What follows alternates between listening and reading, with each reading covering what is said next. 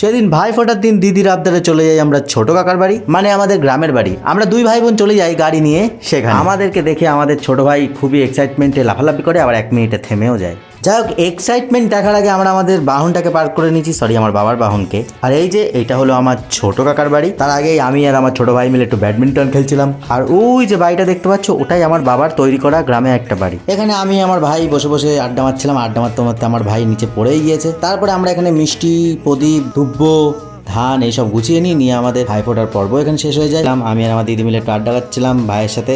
তারপরে ফাইনালি আমাদেরকে কাকি দেখতে পাচ্ছ, ওই যে দূরে কাকি দাঁড়িয়ে রয়েছে, কাকি আমাদেরকে খেতে দেয়। তো আমি দেখতে পাচ্ছ এখানে মুসুরির ডাল দিয়েছে, বেগুন ভাজা দিয়েছে। বেগুন ভাজা দিয়ে মুসুরির ডাল দিয়ে মাখিয়ে একসাথে দারুণ করে প্রথমে খাওয়াটা স্টার্ট করলাম।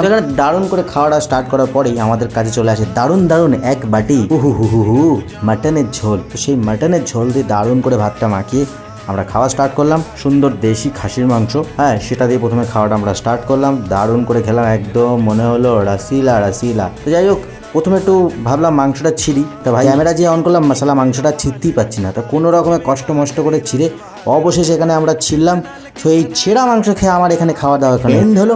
আমিও বাড়ির দিকে যাই। তোমরাও কি আর কত রিলস দেখবা? যাও, কোনটা রাখো, বাড়ি যাও, চলো দেখা হচ্ছে পরের ভিডিওতে। Bye bye.